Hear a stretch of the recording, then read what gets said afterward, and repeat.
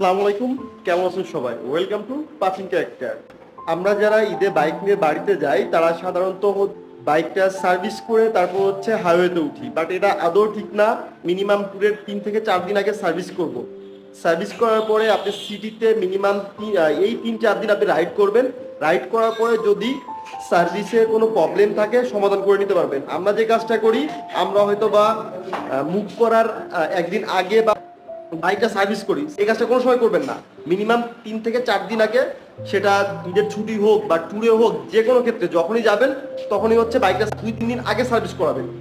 এই যে 2-3 দিন আগে আপনার সার্ভিস করতেছেন, এই সময়টা যে সুবিধাটা হচ্ছে, ইনকেস কোনো কারণে যদি কোনো প্রবলেম থাকে, যেহেতু ভাই সার্ভিসটা হাতের কাজ, ম্যানুয়ালি করে, তো প্রবলেম থাকতেই পারে।